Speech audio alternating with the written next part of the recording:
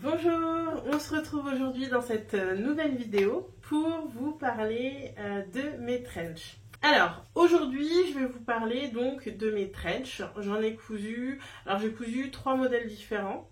Martha de Fibremood, Isla de Named Clothing et celui-ci qui est le manteau Hayden de Vicky Souz que j'ai détourné en trench. Donc je vais vous présenter Isla et Hayden.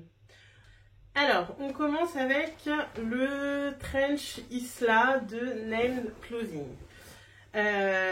Donc Isla, il faut savoir que c'est un patron classique, c'est-à-dire qu'il reprend les codes classiques du trench. C'est un patron que j'adore. Voilà, on va démarrer dans le vif, voilà. J'adore ce patron. Je l'ai cousu 4 fois, une toile, une version qui est devenue trop petite, au niveau des bras notamment, et ces deux versions-là que je vous présente aujourd'hui. Donc, Isla, c'est un patron hyper technique. Et quand je dis ça, j'exagère même pas. C'est technique, mais abordable, dans le sens où ça demande du temps, comme pour tous les projets de couture. Ça demande de la patience, comme pour tous les projets de couture. Et c'est hyper formateur. Personnellement, j'ai adoré coudre tous mes trenchs. J'ai adoré coudre tous mes trenchs Isla parce que il y a pas mal de petites pièces. Il y a énormément de surpiqûres. Alors, des surpiqûres, voilà, c'est pas ce qui manque. Il y en a partout. Donc, on va commencer. Je vais essayer d'être vraiment ordonnée pour ne rien oublier et tout vous dire. Isla, c'est un patron qui est disponible en PDF et en pochette. En PDF, on a une version A4, A0 et une version projecteur qu'elles ont mis à disposition récemment. Il me semble que c'était en octobre. Elles ont mis à jour les fichiers PDF pour ajouter une version projecteur. J'ai réalisé le mien, donc j'ai fait sur mes deux versions, puisque ma première version, je l'avais cousue en taille 46. Ensuite, je l'ai cousue en taille 48. Et donc, la première fois, je l'ai imprimée. Je crois que j'avais 96 pages à imprimer. Voilà, ça c'est fait, c'est dit. Et ensuite, je l'ai imprimée en A0. Je suis passée par... je sais même plus par qui je suis passée, mais je suis passée par un site en ligne, Assi Patterns for You. Je suis passée par un site en ligne pour l'avoir en A0, et en A0, j'avais quand même 5 pages en A0. Voilà. Isla, c'est pas mal de pièces, c'est une doublure, et donc forcément, c'est un trench qui est long. Il faut savoir que les patrons de chez Named sont prévus pour des statures de 1,70 m. Je mesure 1,75 m, j'ai fait aucune modification au niveau de la longueur et ça m'arrive à mi-mollet, entre le mollet et la cheville. Il est très long, mais c'est ce que j'adore. Et donc c'est des grandes pièces et c'est des grandes pièces à découper. Alors pour la partie préparation du patron, moi ce que j'ai fait en fait, et ce que je fais tout le temps quand je couds, c'est que je scinde mes sessions couture. D'autant que là avec Isla il ne faut pas se démotiver, vraiment, il en vaut la peine. Et quand on voit le nombre de pièces, alors déjà quand on voit le nombre de pages à imprimer, découper, décalquer, parce que oui il y a des pièces qu'il faudra décalquer car elles se chevauchent, voilà, puis ensuite à reporter sur le patron, tous les crans à reporter aussi. Voilà, c'est pour ça que je vous disais que c'est un patron qui est très très technique parce que il demande énormément de patience et de minutie. Je crois, et c'est le cas pour tous les projets de couture, qu'un projet bien préparé est un projet à 90% réussi. Et pour Isla, c'est clairement le cas. Donc, en termes de matériel, vous avez besoin de tissu. Pour ma taille, j'ai eu besoin de 3,50 m. Il me semble que ce qui était recommandé, c'était à peu près 3,6 m, 3,75 m. Donc voilà, j'ai eu besoin de 3,50 m. J'ai eu besoin de thermocollants On a besoin également de 12 boutons. Donc voilà, c'est un patron, voilà, ça demande du temps, du matériel, voilà. Moi j'ai compté en tout cas pour cette deuxième version, si je prends tout bout à bout, un peu moins de 20 heures pour en venir à bout. Et quand je dis 20 heures, ça inclut la découpe du patron, poser mes pièces sur mon tissu, reporter l'écran, couper le thermocollant. Donc avec la doublure, je pense que j'aurais pu rajouter peut-être 3-4 heures de plus. Donc grosso modo 24 heures. Voilà. 24 heures tout assemblé, en sachant encore une fois que moi j'aime bien scinder mes sessions couture. Donc voilà, donc celui-ci je l'ai cousu en taille 48, je vous mettrai des photos ou une petite vidéo, je verrai. Je l'ai cousu en taille 48, il tombe très bien.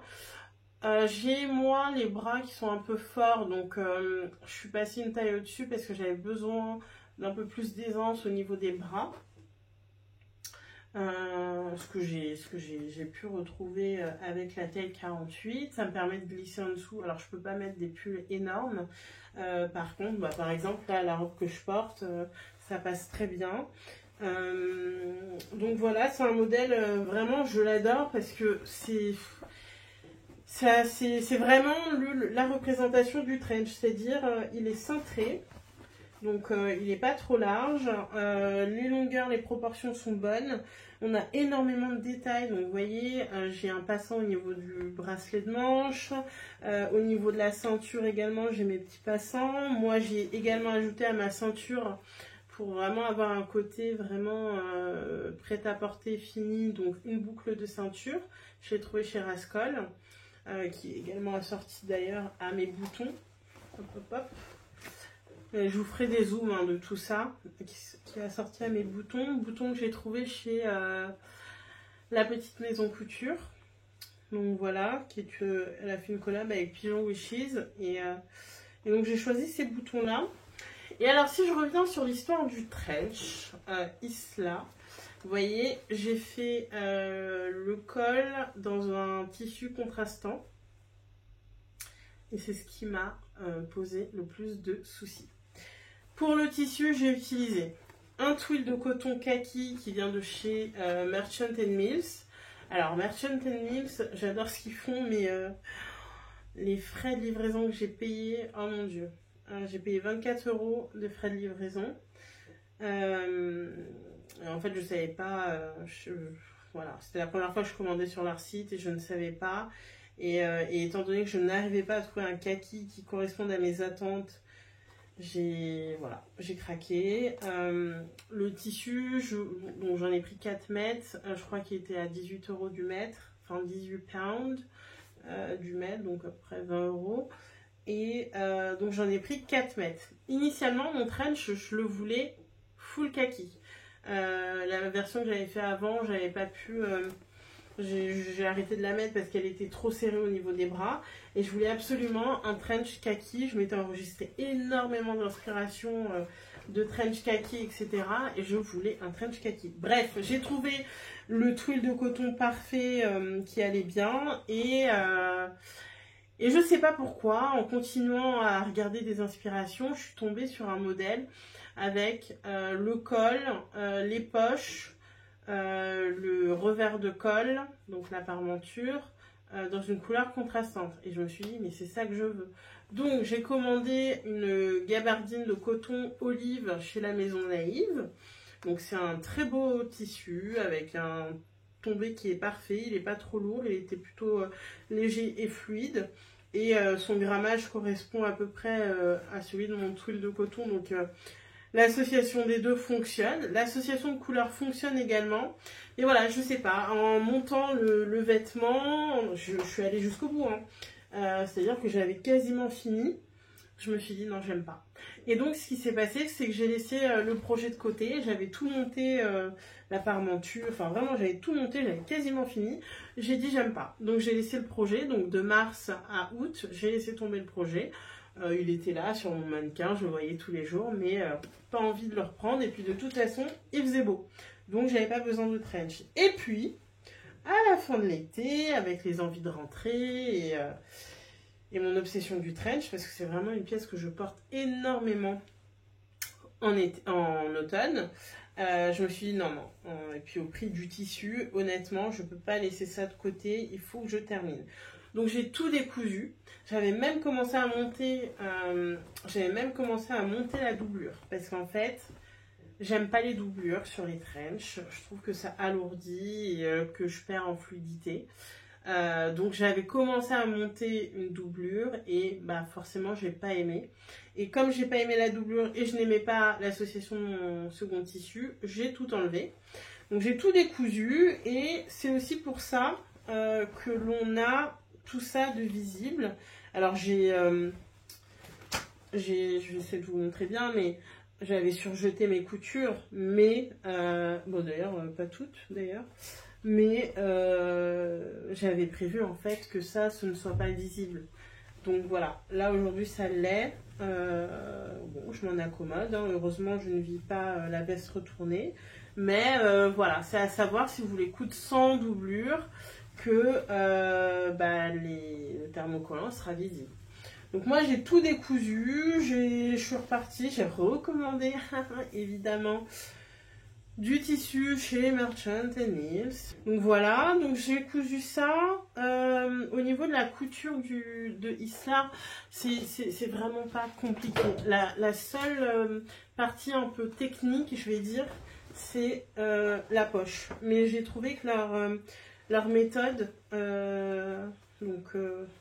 voilà comment est la poche.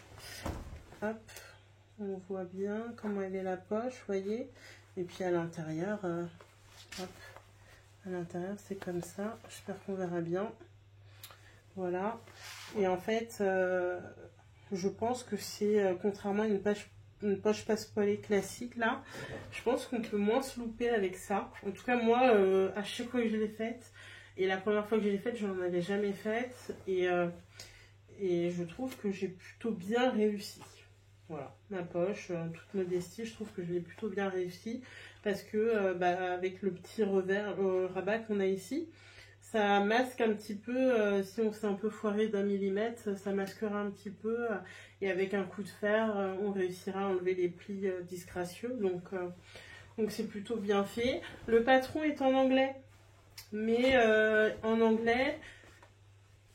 très bien expliqué. Et les schémas sont assez explicites. Alors, bon, moi je suis anglophone, donc j'ai pas eu de difficulté, mais voilà, s'il y a un souci, il y a toujours Google Traduction pour traduire les explications. Il n'y a pas de vidéo, malheureusement, il n'y a pas de vidéo qui accompagne le produit, mais vraiment, c'est faisable. Encore une fois, on prend son temps. Je vous ai écrit sur le blog, sur mon blog, je vous ai mis mes conseils finalement pour réaliser le trench. Et l'une des choses que je vous dis, c'est de bien lire les explications avant de vous lancer. Voilà, pour bien comprendre toutes les étapes de montage et anticiper au maximum des étapes qui peuvent être optimisées. C'est-à-dire que moi, quand je couds, comme je vous le disais, je scinde mes sessions couture. Donc, comme je scinde mes sessions couture, je vais essayer d'optimiser, de rassembler tous les éléments qui ont besoin d'être réalisés, soit de la même manière, soit avec, donc par exemple, si j'ai besoin d'allumer mon fer. Alors, je vais allumer mon fer, je vais faire tout ce qui doit être fait avec le fer. J'ai des replis à faire, je vais le faire avec mon fer. Donc, par exemple, toutes mes pièces qui doivent être pliées en deux, je vais les plier en deux, je vais les passer au fer. Les passants pour la ceinture ou pour le bracelet de manche, pareil, je vais commencer à préformer les plis et mettre de côté, comme ça c'est déjà fait. Je vais poser tout mon thermocollant, le fer est allumé, je pose tout le thermo. Voilà, je vais faire une session où ça va être juste, je découpe le tissu. Ensuite, je vais marquer mon tissu, faire mes faux fils, marquer mes repères. Ensuite, je vais faire ma session où j'allume le fer et là, je vais faire toutes les pièces qui doivent être passées au fer lors de cette session. Ensuite, comme il y a beaucoup de pièces sur ce patron, moi ce que je fais et ce que j'ai fait et que je vais montrer dans les vidéos que j'ai tournées sur Instagram, c'est que j'ai pris toutes mes petites pièces. Donc j'ai mon col, j'ai mon dessous de col et la lanière qui va sous le col. J'ai mes poches, enfin, en tout cas le rabat de poche. J'ai mon bracelet de manche. J'ai ma ceinture. Voilà. J'ai mes parmentures. Et bien tous ces éléments-là, je vais commencer à les coudre d'affilée. Donc par exemple pour mon col, je vais monter mes deux cols ensemble. Je vais les coudre. Je vais les mettre de côté. Je vais prendre mon rabat de poche, je vais coudre, je vais le mettre de côté. Et ainsi de suite, je vais tout coudre. Ensuite, je vais tout passer au fer. Donc je vais ouvrir toutes les coutures au même moment. Voilà, ça m'évite en fait de passer d'un poste à un autre entre chaque pièce. Et ça, je trouve que voilà, c'est un peu une perte de temps, si je peux dire. Mais j'aime bien tout optimiser. Donc je passe d'un poste à un autre, ça m'énerve. Alors que là, je condense tout lors d'une même étape. Je couds. Ok, je me lève, je vais repasser. Et je repasse tout d'un coup. Et ensuite, je vais aller surpiquer. Parce qu'ici, il y a de la surpiqûre. Et il y a beaucoup de surpiqûre. Donc voilà, une fois que j'ai tout ouvert, toutes mes coutures au fer, tout ce qui doit être surpiqué, j'y vais. Et ça, c'est important parce que par exemple, si vous choisissez, donc moi j'ai utilisé le même fil pour la couture et pour les surpiqûres, mais si vous utilisez une surpiqûre, un fil de couleur différente, vous allez être obligé de changer de fil. Et plutôt que de changer de fil entre chaque petite pièce, voilà, vous faites tout d'un coup, vous cousez tout d'un coup, et ensuite vous allez changer votre fil et passer à la surpiqûre. Donc moi je trouve ça plutôt pratique, et pareil pour les réglages au niveau de ma machine, ça m'évite d'oublier de changer mes réglages, etc. entre chaque pièce, et là, donc pas d'erreur. Donc moi ça c'est ce qui est prouvé, validé, attesté, enfin voilà, c'est ce que je fais et qui me permet de... Je sais pas si je gagne vraiment du temps, mais en tout cas, ça m'évite de passer d'un poste à un autre entre chaque mini-pièce et c'est optimisé. Et quand je dois assembler, voilà, ça se fait tout seul parce que tout est déjà prêt et il n'y a plus qu'à assembler. Donc voilà, j'ai envie de le passer rapidos pour vous montrer, même si je vais faire quelques petites photos. Mais je vous le montre rapidement parce que vraiment, de tous les trenches que j'ai fait, déjà Isla c'est mon préféré. Donc ça, voilà, je vous l'avais déjà dit, c'est mon préféré. Et celui-ci, le kaki, je l'adore. Voilà.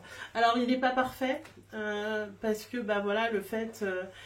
d'être revenu dessus, d'avoir fait des modifications, etc. Enfin voilà, ça a laissé quelques petites traces qui sont pas top, mais enfin honnêtement, entre un trench du commerce et mon trench, il n'y a pas photo, j'adore mon trench et vraiment je n'irai au magasin pour rien au monde. Donc pour vous parler des petits détails sur le trench, donc il y a une pince au niveau de la poitrine. Enfin, je sais pas si on peut vraiment dire poitrine puisqu'elle est vraiment sous l'emmanchure là, la pince. Je sais pas si on la voit là. Voilà, donc on a une pince ici qui est cachée du coup par les bas-volets. Voilà.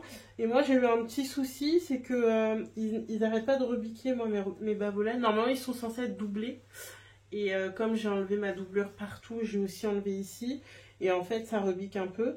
Moi j'ai fait un repli, vous voyez on voit aussi le thermocollant, bon, voilà, mais j'ai fait un repli ici pour le fixer, pareil de l'autre côté, voilà, et à l'intérieur, hop, je vous montrerai sur l'autre, mais ici j'ai pas, il y a encore la marque d'ailleurs de quand j'avais mis la doublure, mais ici, j'ai juste surjeté. Sur mon précédent, je vais vous montrer là, le beige. J'avais gancé mes coutures.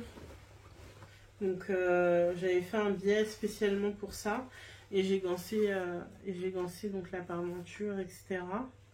Et au niveau de la poche que j'avais fait aussi, pour la maintenir, c'est que j'avais fait un petit point.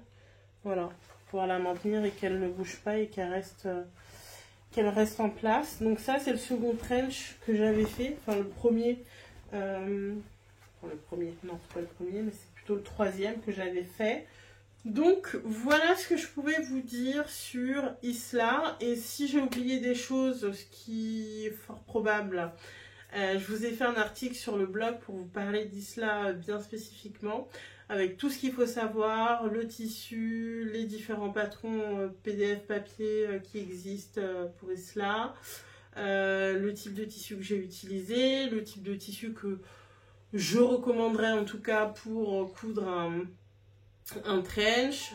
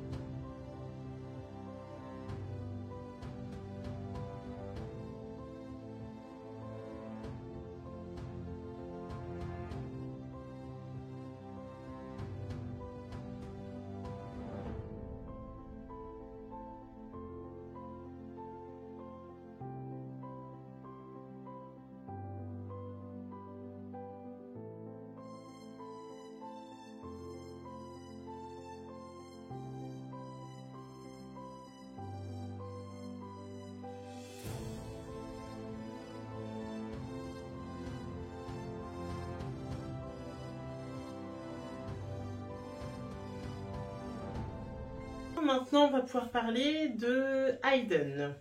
Donc Hayden, c'est un patron de Vicky Souz. Vicky Souz Patterns, c'est une marque russe de patrons de couture. Je trouve que c'est des patrons qui sont toujours très tendance. Donc voilà, je trouve que c'est des patrons qui collent parfaitement la plupart du temps à ce qui est fait en haute couture, enfin en tout cas dans les styles, etc.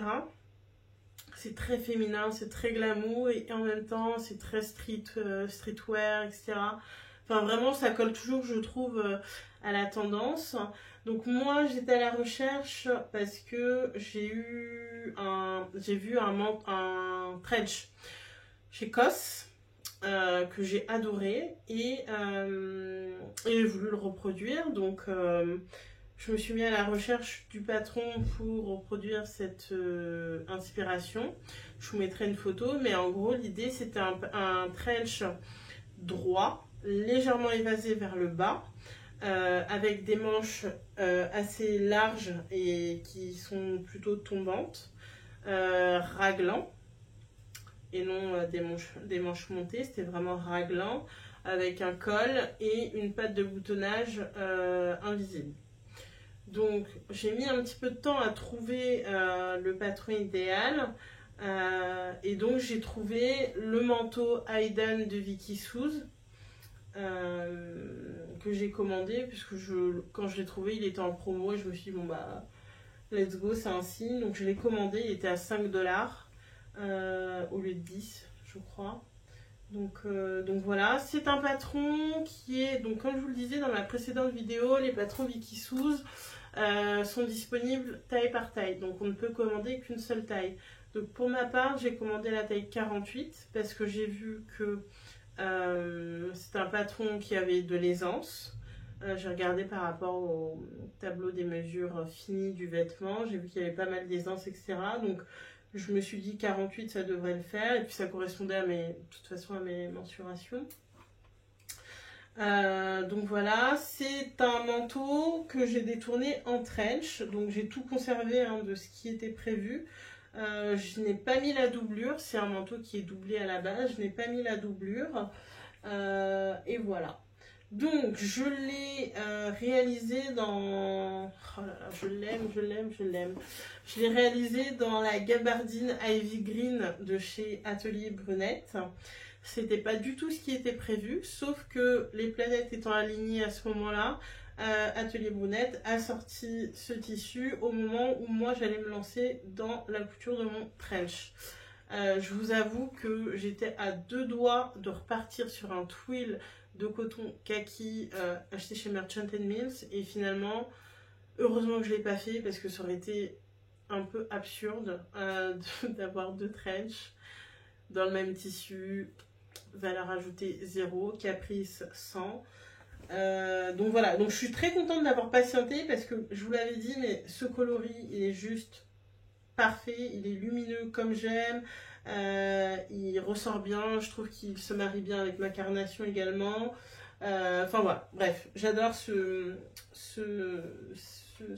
tissu. Donc voilà, donc Hayden cousu en taille 48, pris avec la stature, si je dis pas de bêtises, 1m75. Oui, parce que autre chose avec Wikidfu, c'est ça qui est aussi positif chez eux, c'est qu'ils proposent des patrons avec différentes tailles et différentes statures. Donc moi j'ai dû prendre la stature 1m73, 1m78. Je sais plus exactement, je vous remettrai les infos, mais en tout cas j'ai pris une stature qui correspondait à ma taille.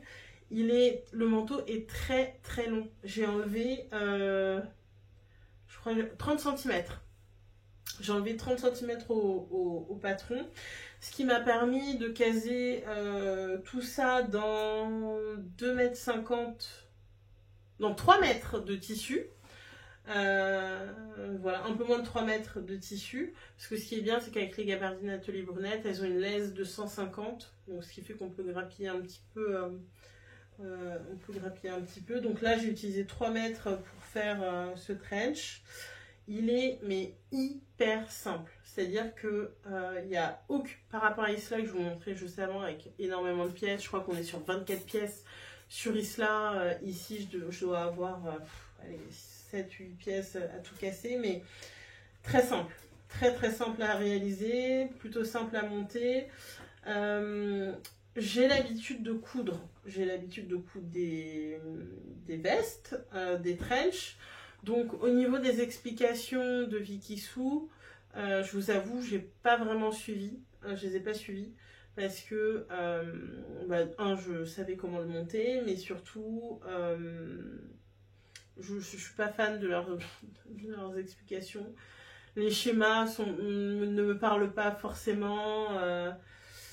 Bon bref, donc là je m'en suis sortie parce que voilà, c'est pas compliqué, mais voilà, c'est à savoir. J'ai trouvé ça très intuitif, très fluide. Donc voilà, mais le trench, lui, le résultat en tout cas, est à la hauteur de ce que j'espérais. Donc, on a un maxi col, des manches raglan. Donc voilà, manche raglan. Et en fait, c'est une manche montée, donc il y a une manche devant et une manche dos. Donc on a une piqûre ici au niveau du milieu. La manche est plutôt large. Je vous mettrai une photo ou une vidéo, je verrai. Mais la manche est quand même assez large. Le dos est coupé au pli, donc on n'a qu'une seule pièce. Là, sur cette version, j'ai choisi de ne pas mettre de surpiqûre, mais c'est possible. Mais moi, sur cette version-là, j'ai pas voulu mettre de surpiqûre. On a, c'est ça qui m'embêtait, j'avais essayé de faire une petite modif, mais on a devant une pince, poitrine devant. Donc voilà. Et petite modification que j'ai réalisée, c'est que j'ai ajouté une patte de boutonnage invisible. Donc voilà, j'ai un peu bidouillé parce que je savais pas du tout comment ça se montait. Donc j'ai vraiment bidouillé, je l'ai faite à ma sauce de manière à ce que ce soit quand même assez propre à l'intérieur et à l'extérieur. Donc le résultat est plutôt pas mal. Il me manque simplement à avoir ici, parce que j'avais prévu de faire une boutonnière un peu latérale en biais ici et de poser un bouton là, mais j'hésite parce que finalement je me dis peut-être que juste une agrafe ici suffirait. Donc ça j'hésite, et parce que j'ai pas envie de faire une boutonnière et au final ne pas aimer. parce que le côté invisible, j'adore. Je trouve que ça fait vraiment très dame, très années 60, ce modèle. Donc j'adore. On a des poches passepoilées. Et alors là, contrairement à... Et c'est là aussi où j'ai rien compris. J'ai absolument pas compris, parce que pour les poches, du coup, j'ai quand même lu les explications, mais j'ai pas compris. Donc j'ai fait à ma sauce, voilà. Donc ma sauce, voilà, a bien tourné. J'ai un résultat qui est propre à l'intérieur, mais j'ai pas du tout compris. Donc je ne sais même pas si au final elles devaient être comme ça les poches, hein. Mais voilà, ça fonctionne. J'ai des poches qui sont propres. Voilà, donc j'ai pas compris.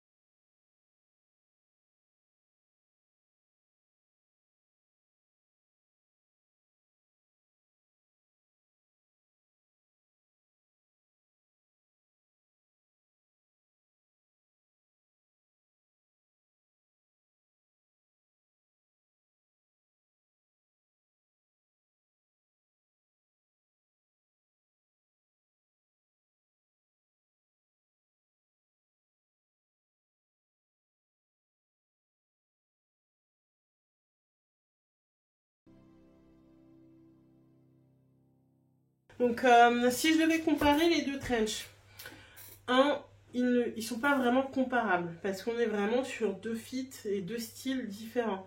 Celui-ci est un petit peu plus large, évasé, une coupe droite, évasée, avec des manches raglantes et très peu de détails de finition, puisque j'ai juste un col simple, posé, il n'est même pas posé sur un pied de colle, hein. C'est un col. Donc voilà. À la base, la patte de boutonnage elle est censée être visible, donc voilà, il n'y a même pas ça, mais moi je l'ai rajouté. Donc c'est pour vous dire à quel point c'est simple. Les manches, aucune fioriture, hein, c'est une manche avec un revers. Isla, il est vraiment technique, et puis il est tellement gratifiant à la fin, parce que je vous dis, c'est un travail de patience. Alors j'irai pas jusqu'à dire c'est un travail d'orfèvre, mais presque, parce que